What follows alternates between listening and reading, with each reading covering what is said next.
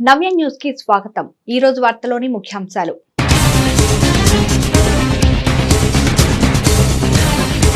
సంక్షేమంలోనూ సంక్షేమం అందిస్తూ ఘనత కూటమి ప్రభుత్వానిదే।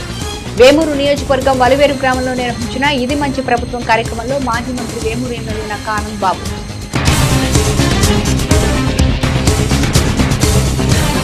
ఘనంగా చీరాల శ్రీ రాధాకృష్ణ మందిరంలో గోవిందనామ గళార్చన కార్యక్రమానికి పెద్ద ఎత్తున తరలివచ్చిన భక్తులు భక్తి శ్రద్ధలతో పూజల నిర్వహణ।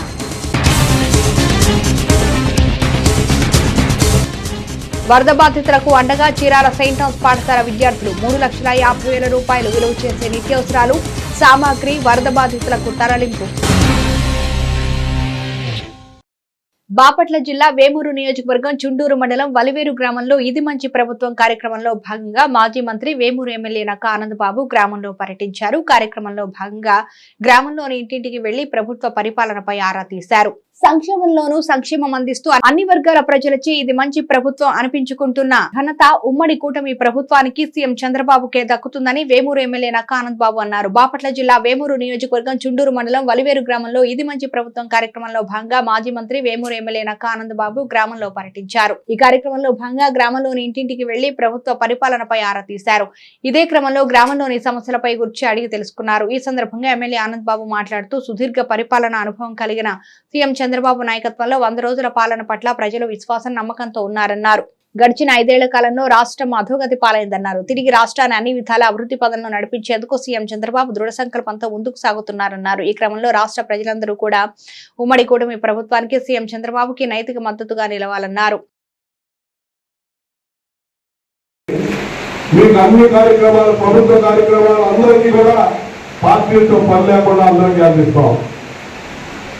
ఎక్కడ ఎవరు ఇబ్బంది పడాల్సిన అవసరం లేదు, ఎవరి మీద మేము కక్ష పెట్టుకోం। మీరావతి వలివేరు గ్రామంలో చుండూరు మండలంలో చాలా మంది వచ్చారు। మీ గ్రామాల్లో వైసీపీ హయాంలో జరిగిన అభివృద్ధి ఏదైనా ఉందా? ఈ వలివేరు గ్రామం చూడండి, జరిగిన అభివృద్ధి కనపడిన ప్రతి సిమెంట్ రోడ్డు ప్రతి అభివృద్ధి కార్యక్రమం నేను ఎమ్మెల్యేగా మంత్రిగా ఉన్న హయాంలో తప్ప వాళ్ళున్న 5 ఏళ్లలో ఒక ఛాయలు మట్టేసి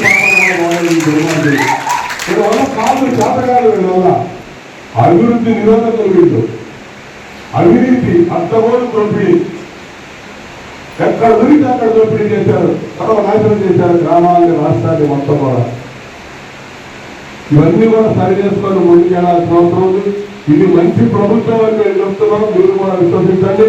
అందరికీ రాబోయే రోజుల్లో అన్ని రకాలుగా అల్లగా ఉంటాం।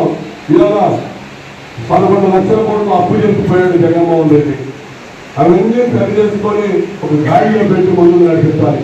ఉన్నటువంటి వ్యక్తి, ముందు చూపు ఉన్నటువంటి వ్యక్తి, ఆయనతో ఈ రోజు పవన్ కళ్యాణ్ గారు జనసేన పార్టీ అధ్యక్షుడు పవన్ కళ్యాణ్ గారు డిప్యూటీ సీఎంగా పంచాయతీరాజ్ మంత్రిగా బ్రహ్మాండంగా పనిచేస్తా ఉన్నాడు। పంచాయతీలన్నీ సర్వనాశనం చేశాడు। కొన్ని గ్రామంలో పంచాయతీ ప్రెసిడెంట్ రాలేదుగా, ఈ గ్రామంలో పంచాయతీ ప్రెసిడెంట్ ఎంపీలు ఎవరో నాకు తెలియదు। పనికి మాల పరిపాలన, పంచాయతీకి రావాల్సిన నిధులు 12,000 కోట్లు పక్కదారి పట్టించాడు। మా ప్రభుత్వం వచ్చిన తర్వాత మన పవన్ కళ్యాణ్ గారి నేతృత్వంలో ఉన్నటువంటి శాఖ 1,250 కోట్లు మన పంచాయతీకి ఇచ్చి జవజీవాలు తీసుకొచ్చారు। పంచాయతీలో 13,40,000 పంచాయతీలు ఈ రాష్ట్రంలో। చీరాల పాపరాజు తోటలోని శ్రీ రాధాకృష్ణ మందిరంలో ప్రతి నెల స్వామివారి జన్మదిన నక్షత్రమైన రోహిణి నక్షత్ర సందర్భంగా మహిళా భక్త సమాజంచే భగవద్గీత 18 అధ్యాయాలు ఆలాపన కార్యక్రమం భక్తి శ్రద్ధలతో ఘనంగా నిర్వహించారు। చీరాల పట్టణంలోని పాపరాజు తోటలోని శ్రీ రాధాకృష్ణ మందిరంలో ప్రతి నెల స్వామివారి జన్మదిన నక్షత్రమైన రోహిణి నక్షత్రం సందర్భంగా మహిళా భక్త సమాజంచే భగవద్గీత 18 అధ్యాయాలు ఆలాపన కార్యక్రమం భక్తి శ్రద్ధలతో ఘనంగా నిర్వహించారు। ఈ కార్యక్రమానికి ముందుగా స్వామివారికి భక్తులు ప్రత్యేక పూజలు విశేష అభిషేకాలు నిర్వహించారు। కార్యక్రమాలకు పెద్ద సంఖ్యలో మహిళలు హాజరయ్యారు। కార్యక్రమాలను ఆలయ కమిటీ ప్రతినిధులు పర్యవేక్షించారు।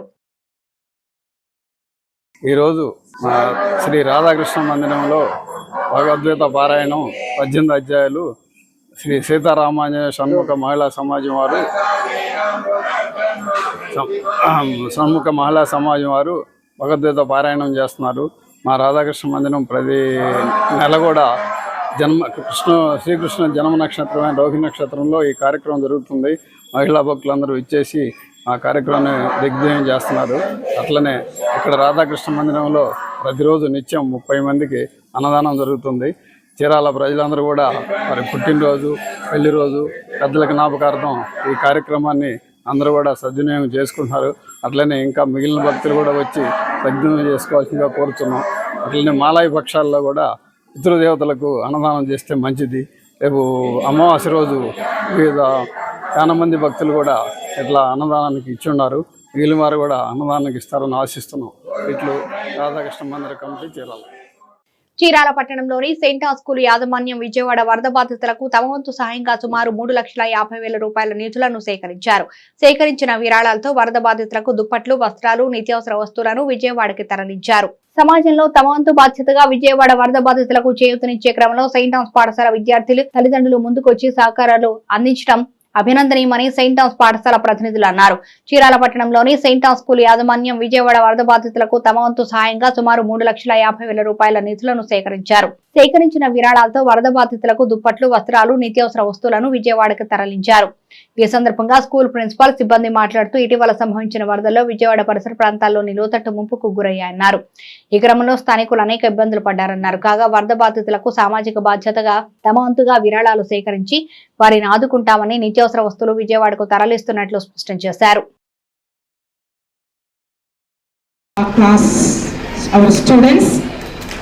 So my special thanks, my dear children, to your beloved parents. It is because of their contributions that we have collected this much amount, and very specially thank each of you, my dear children. Please pray for us that 300 families should benefit. So may God bless all of you and your family members. Thank you. ఇటీవల వచ్చిన వరదల వలన విజయవాడలోని అజిత్ సింగ్ నగర్ ప్రాంతంలోని వరద బాధితులకి సహాయార్థము మా school యాజమాన్యం తరపున మొత్తం 3,06,091 రూపాయలని కలెక్ట్ చేయడం జరిగింది. అది మొత్తం పిల్లలు, టీచర్లు, వర్కర్సు అందరూ ఇచ్చిన డబ్బులు ఇవన్నీ కూడా, వీటన్నిటినీ కూడా అజిత్ సింగ్ నగర్లోని ఒక ప్రాంతంలోని వారికి సహాయార్థం ఇవాళ మా స్కూల్ తరపున అందరూ బయలుదేరి వెళ్తున్నారు. ఈ విధంగా జరగడానికి సహకరించినటువంటి ప్రతి ఒక్క పేరెంట్స్కి, విద్యార్థులందరికీ సెయింట్ ఆన్ స్కూల్ తరపున మేము థ్యాంక్స్ చెప్తున్నాం. వాళ్ళు జరిగినటువంటి వరద నష్టానికి Chirala Saint on school management వారు, పిల్లలు, సెయింట్ ఆన్ స్కూల్ తల్లిదండ్రులు అందరూ కలిసి 3,09,000 రూపాయలు కలెక్ట్ చేశాము.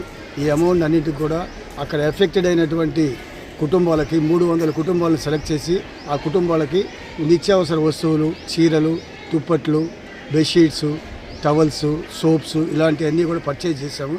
ఇవన్నీ కూడా ఈరోజు తీసుకెళ్ళి అక్కడ అందజేయడం జరుగుతుంది. చరిత్రలో నేటి ముఖ్యమైన ఘటనని ఓసారి చూద్దాం.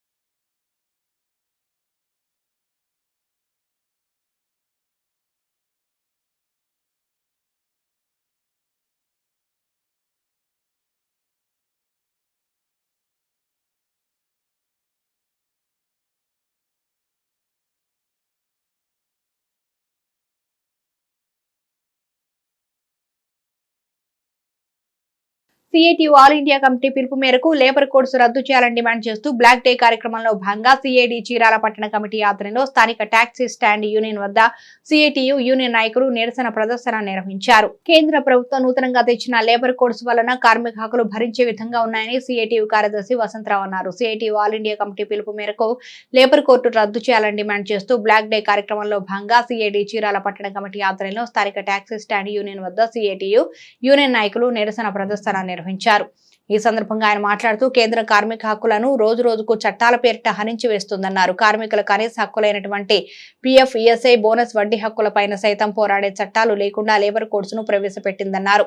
ఇటువంటి చట్టాలు వెనక్కి తీసుకునేదాకా కార్మిక వర్గం పెద్ద ఎత్తున పోరాడాలన్నారు. CITU అధ్యక్షులు బాబురావు మాట్లాడుతూ కేంద్ర ప్రభుత్వం ఈ దుబ్బాక చర్యలను సమైక్య పోరాటం ద్వారా మాత్రమే ప్రతిఘటించగలమన్నారు. చట్టాలు వెనక్కి తీసుకునే వరకు నిరంతర పోరాటాలకే పిలుపునిచ్చారు. ఈ కార్యక్రమంలో CITU నాయకులు మోజేష్, నాగిరెడ్డి, ఆంజనేయులు, కాళేశా తదితరులు పాల్గొన్నారు.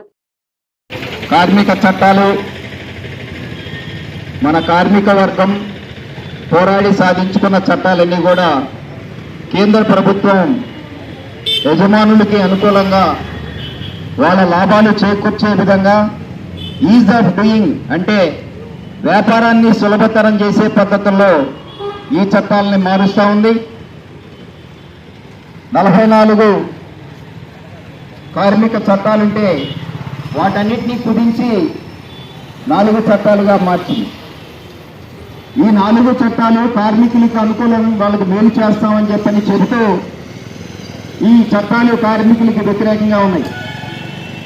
కార్మికులు కనీస వేతనాలు నిర్ణయించాలి, ధరల పెరుగుదలకు అనుగుణంగా వేతనాలు నిర్ణయించాలి అని చెప్పనేది చట్టం ఉంది. ఈ చట్టాన్ని ఈరోజు నీరుగార్చి వేతనాలు యజమాని వ్యాదాక్షిణ్యం మీద పెంచినా పెంచకపోయినా అడిగే హక్కు లేకుండా ఈరోజు వేతనాల కోడ్ని సవరణ చేశారు. అట్లాగే బోనస్, PF, ESI ఇవన్నీ కూడా గత అనేక సంవత్సరాలుగా కార్మికులు సాధించుకున్న ఇవన్నీ కూడా ఏమీ లేకుండా చేసే పరిస్థితి అట్లాగే వస్తూ ఉంది. ఇంకోవైపున కార్మికులు సంఘం పెట్టుకొని పోరాడి యూనియన్ హక్కు, వాళ్ళ సమ్మె హక్కు అని చెప్పనేది కార్మికులది.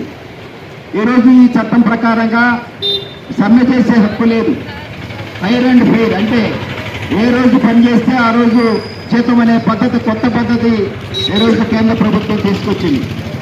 అట్లాగే 8 గంటల పనిదినం అని చెప్పనేది కార్మికులు పోరాడి సాధించుకున్న చట్టం.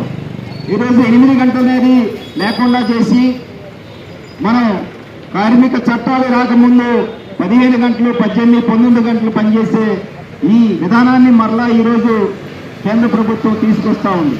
అంటే 8 గంటల పనిదినం అనేది రాబోయే కాలంలో మర్చిపోయే పరిస్థితి వస్తూ ఉంది.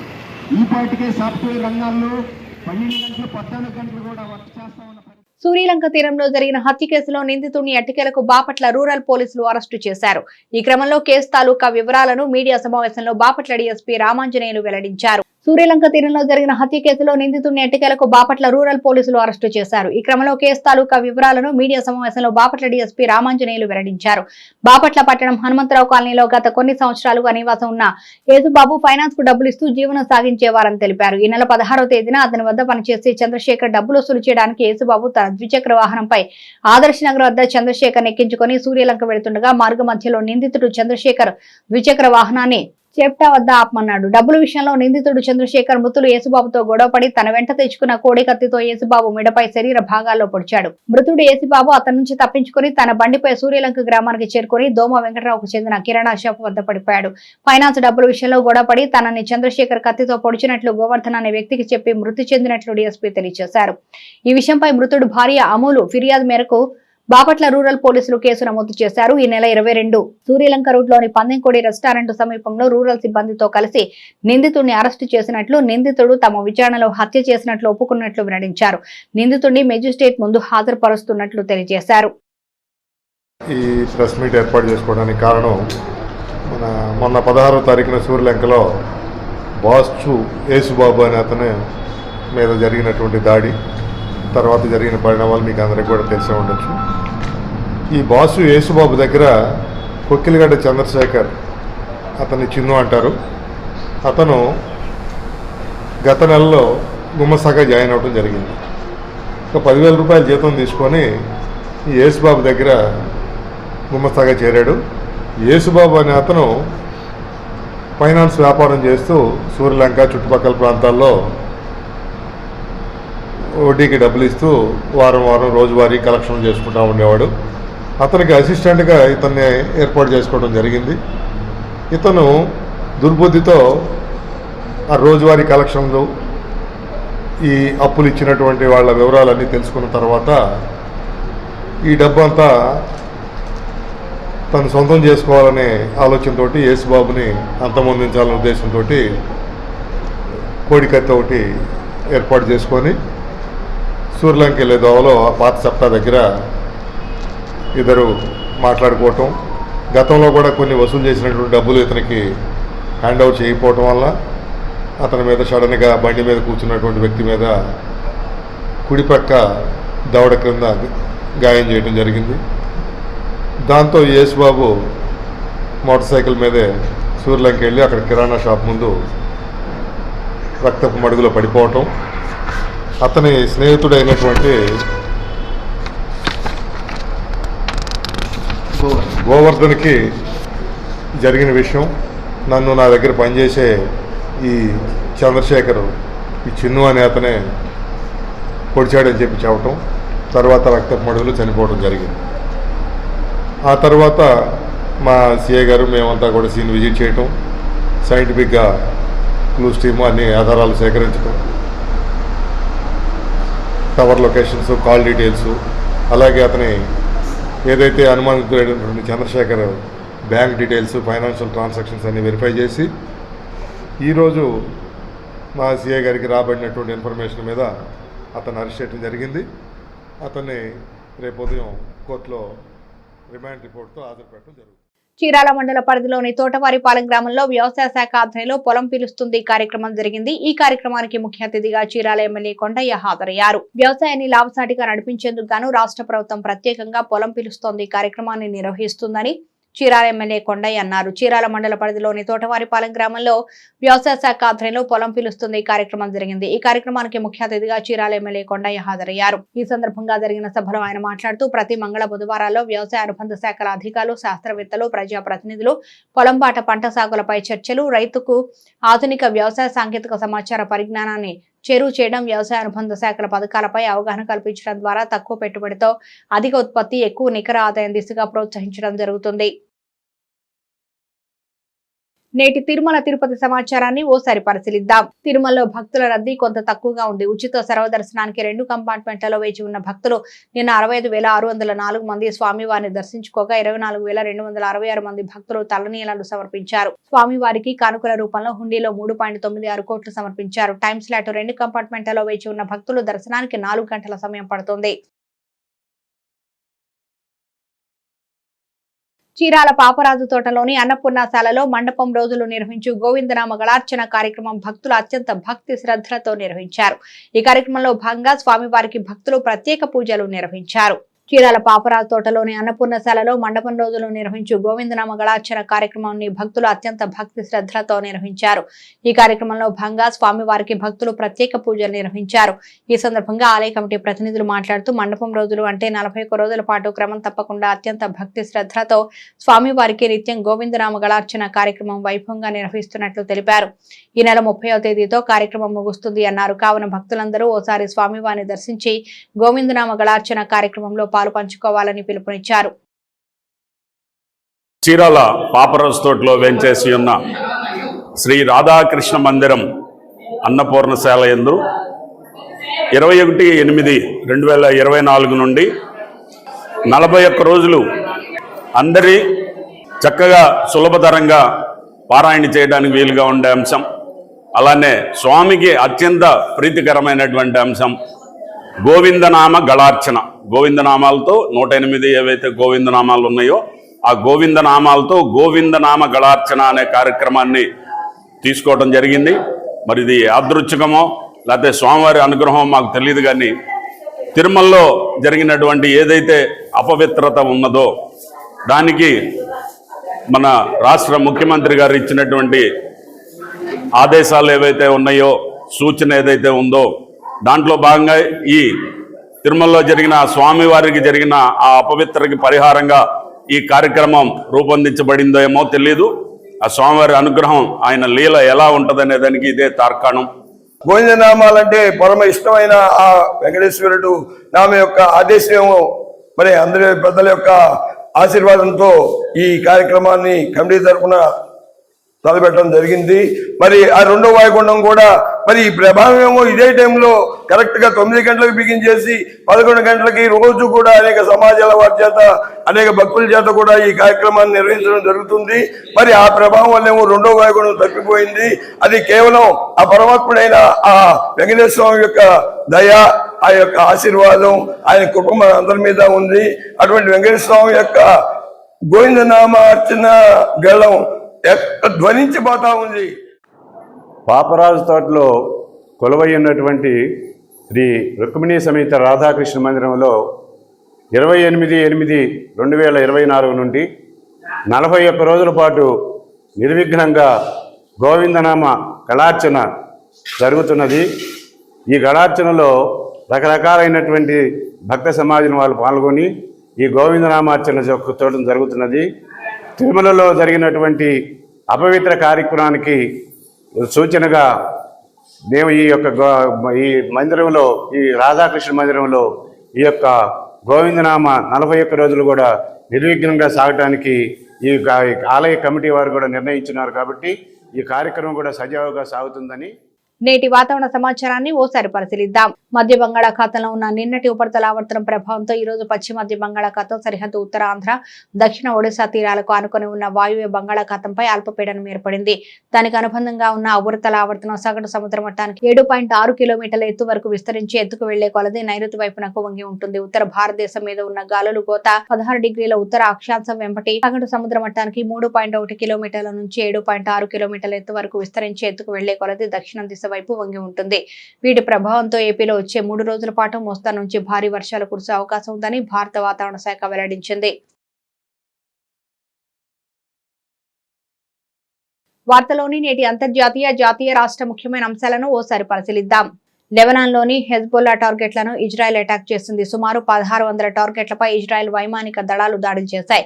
ఆ దాడుల్లో మృతి చెందిన వారి సంఖ్య 492కు చేరుకుంది. మరోవైపు వేల సంఖ్యలో జనం ఇళ్లను విడిచి వెళుతున్నారు. 2006 నుంచి మిలిటెంట్ సంస్థ హిజ్బొల్లా నిర్మించిన రహస్య ప్రదేశాలను కూల్చివేస్తున్నట్టు ఇజ్రాయెల్ తెలిపింది. ఇజ్రాయెల్ వైమానిక దాడికి ప్రతీకారంగా హిజ్బొల్లా సుమారు 200 రాకెట్లను వదిలింది. ఇజ్రాయెల్, లెబనాన్ మధ్య భీకర యుద్ధం సాగుతుండగా ప్రపంచ దేశాలు శాంతి సందేశాన్ని వినిపించాయి. దాడుల్ని ఆపాలని 2 దేశాలను కోరాయి. ఇజ్రాయెల్ దాడిలో మరణించిన వారిలో 35 మంది చిన్నారులు, 58 మంది మహిళలు ఉన్నారు. సుమారు 1645 మంది గాయపడ్డారు. దీంట్లో సాధారణ పౌరులు ఎంతమంది ఉన్నారో ఇంకా స్పష్టంగా తెలియదు. దాడుల వల్ల వేల సంఖ్యలో కుటుంబాలు చెల్లాచెదురైనట్లు ఆరోగ్య మంత్రి ఫిరాస్ అబ్యాద్ తెలిపారు. భారత ప్రధానమంత్రి నరేంద్ర మోదీ 3 రోజుల అమెరికా పర్యటన విజయవంతంగా ముగిసింది. మోదీ యుఎస్ పర్యటనలో ప్యాడ్ సమ్మిట్ లో పాల్గొనడం, యుఎన్ జనరల్ అసెంబ్లీలో సమ్మిట్ ఫర్ ది ఫ్యూచర్ కార్యక్రమంలో ప్రసంగించడంతో పాటు అనేక మంది ప్రపంచ నాయకులతో ద్వైపాక్షిక సమావేశాలు నిర్వహించారు. అమెరికా పర్యటనలో చివరి రోజు బిజీగా గడిపారు ప్రధాని మోదీ. అమెరికా టెక్ కంపెనీలు భారత్ లో మరిన్ని పెట్టుబడులు పెట్టాలని ఆహ్వానించారు. ప్రధాని మోదీ తన అద్భుతమైన పర్యటన ముగించుకొని న్యూఢిల్లీకి తిరిగి వస్తున్నారని భారత విదేశాంగ శాఖ పేర్కొంది. అమెరికా పర్యటనలో ప్రధాని మోదీ ఎజెండా అనేక ముఖ్యమైన కార్యక్రమాలతో నిండిపోయింది. మొదటి రోజు ఆస్ట్రేలియన్ ప్రధానమంత్రి ఆంథోనీ అల్బనీస్, జపాన్ ప్రధానమంత్రి ఫుమియో కిషిడాతో జో బిడెన్ స్వస్థలమైన విల్మింగ్టన్, డెలావేర్ లో సమావేశమయ్యారు. అక్కడ 4 నాయకులు ప్యాడ్ సమ్మిట్ కు హాజరయ్యారు. అంతర్జాతీయ ప్రమాణాలతో అమరావతిలో అత్యుత్తమ లా కాలేజీని ఏర్పాటు చేస్తామని రాష్ట్ర ముఖ్యమంత్రి నారా చంద్రబాబు నాయుడు తెలిపారు. బెంగళూరులోని national law school of India university, గోవాలోని India international university of legal education and research మాదిరి ప్రతిష్టాత్మక సంస్థల తరహాలో ఈ కాలేజీని నిర్మించనున్నట్లు ఆయన పేర్కొన్నారు. అమరావతిలో 100 ఎకరాల విస్తీర్ణంలో bar council of India trust ద్వారా ఇంటర్నేషనల్ లా స్కూల్ ఏర్పాటు చేసే విషయాన్ని ముందుకు తీసుకువెళ్లాలని చంద్రబాబు అధికారులకు సూచించారు. ఈ మేరకు ప్రక్రియను వేగవంతం చేయాలని ఆయన ఆదేశించారు. సెప్టెంబర్ 23న సచివాలయంలో న్యాయశాఖపై సీఎం చంద్రబాబు అధికారులతో సమీక్ష నిర్వహించారు. ఈ సమీక్షలో పలు కీలక అంశాలపై అధికారులతో ఆయన చర్చించారు. యమహా బ్రాండ్ ద్విచక్ర వాహనాలకు భారతీయ మార్కెట్లో మంచి డిమాండే ఉంది. పాతకాలపు RX100 ఇప్పటి R15 వరకు బ్రాండ్ వాల్యూ ఏమాత్రం తగ్గలేదు. ఈ కంపెనీ నుంచి కొన్ని స్కూటర్లు మార్కెట్లో అందుబాటులో ఉన్నాయి. వాటిల్లో రేజెడా స్ట్రీట్ ర్యాలీ ఒకటి. దీన్ని ఇప్పుడు అప్గ్రేడ్ చేసి మార్కెట్లోకి రీలాంచ్ చేసింది జపాన్ కు చెందిన ఈ ద్విచక్ర వాహన తయారీదారు యమహా. దీనిలో ప్రత్యేకమైన ఫీచర్లను జోడించింది. వాటిలో answer back function, LED day time running light వంటివి ఉన్నాయి. దీని ధర 98,130 రూపాయలు ఎక్స్ షోరూమ్ గా ఉంది. ఈ స్కూటర్ ప్రస్తుతం ఉన్న కలర్ ఆప్షన్లతో పాటు కొత్త cyber green colour, matte black, ice flow వెర్మిన్లలో అందుబాటులో ఉంది. చెన్నైలో బంగ్లాదేశ్ ను 4 రోజుల్లోనే ఓడించిన తర్వాత ఇప్పుడు కాన్పూర్లో జరగనున్న సిరీస్ లోని 2వ చివరి టెస్ట్ మ్యాచ్ వంతు వచ్చింది. ప్రశ్న ఏంటంటే కాన్పూర్లో భారతదేశం సాధించిందే రికార్డ్ ఏంటి?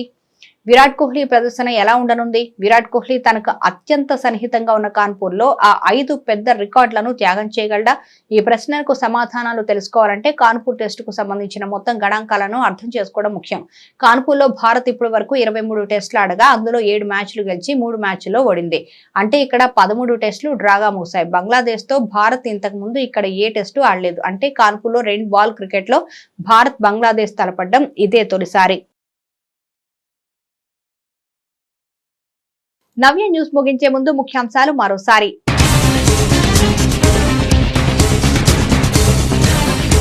సంక్షేమంలోనూ సంక్షేమం అందిస్తూ ఘనత కూటమి ప్రభుత్వానిదే. వేమూరు నియోజకవర్గం వలివేరు గ్రామంలో నిర్వహించిన ఇది మంచి ప్రభుత్వం కార్యక్రమంలో మాజీ మంత్రి వేమూరు ఎమ్మెల్యే నక్క ఆనంద్ బాబు.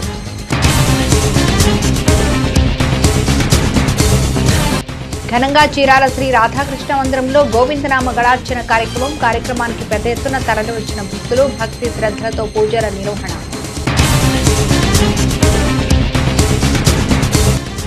వరద బాధితులకు అండగా చీరాల సెయింట్ థామస్ పాఠశాల విద్యార్థులు 3,50,000 రూపాయలు విలువ చేసే నిత్యావసరాలు సామాగ్రి వరద బాధితులకు తరలింపు. నవ్య న్యూస్ ఇంతటితో సమాప్తం. నమస్కారం.